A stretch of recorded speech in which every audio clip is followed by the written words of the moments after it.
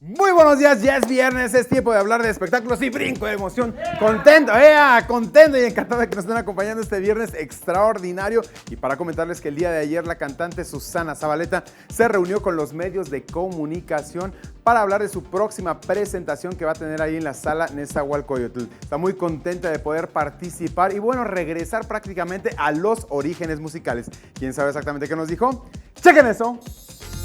Adentro la Zabaleta es el título del espectáculo que presentará Susana Zabaleta en la Sala Nezahualcóyotl del Centro Cultural Universitario el próximo 5 de agosto, en donde deleitará al público con su potente y melodiosa voz al interpretar música de ópera y clásica. La cantante reveló que en los inicios de su carrera en la actuación le propusieron que se realizara algunas cirugías plásticas. ¿Alguna vez te han llegado a decir, opérate la nariz?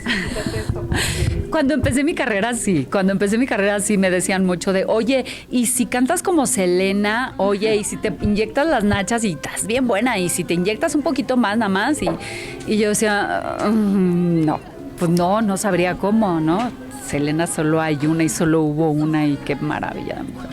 De igual forma, confesó que le han propuesto hacer papeles de la amante de narcotraficantes en algunas series, mismos que ha rechazado. Rechacé, yo creo que este rollo el del amante, es que ya, yo creo que ya, ahora, la pelota está con nosotros, siempre les he dicho, ¿por qué hacen series de narcotraficantes? Que no ven las cosas, que están... Pues los enaltecemos tanto que todo el mundo quiere ser narco, porque tienen un chorro de viejas, tienen un chorro de dinero, tienen un chorro de casas, pues ¿quién no va a querer ser narco, no?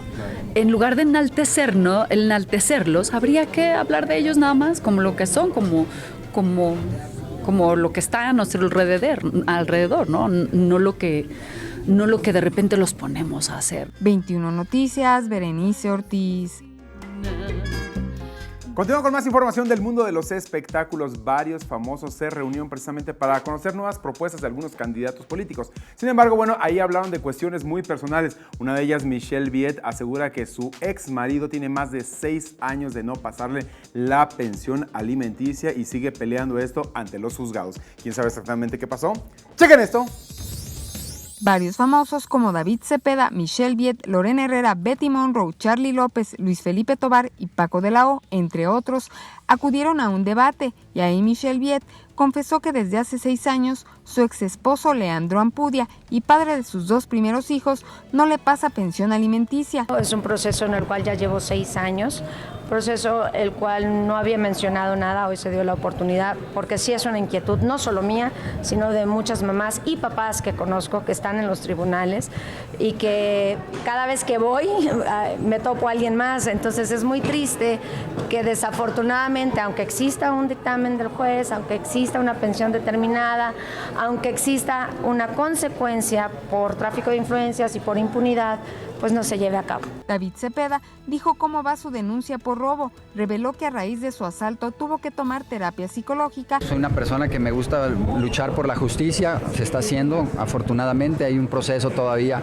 judicial importante, pero agradecido honestamente con las autoridades, pero yo creo que la clave es la prevención. Y Lorena Herrera dijo que ojalá existiera más apoyo para las personas trans de la tercera edad. Yo creo que tienen muchas batallas ganadas, pero hay muchas carencias también, ¿no? Falta mucho apoyo realmente, ¿no? Por ejemplo, ahorita que yo estoy donando mi sencillo a la casa que ayuda a gente LGBT, bueno, más bien a gente transgénero de la tercera edad, es la primera casa que se haría en Latinoamérica. 21 Noticias, Berenice Ortiz.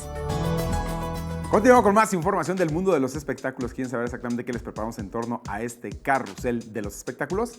¡Chequen esto! Hoy en el Carrusel Cultural y de Espectáculos, tierno mensaje de amor el que le escribió Alicia Villarreal a Cruz Martínez mediante sus redes sociales con motivo de su cumpleaños. La güerita consentida agradeció a la vida el darle al mejor marido y padre para sus hijos y le deseó muchos años más de vida. Será el 29 de julio cuando comiencen las transmisiones del reality Mira quién baila, del cual ya se tiene confirmada la participación de la actriz Sara Corrales.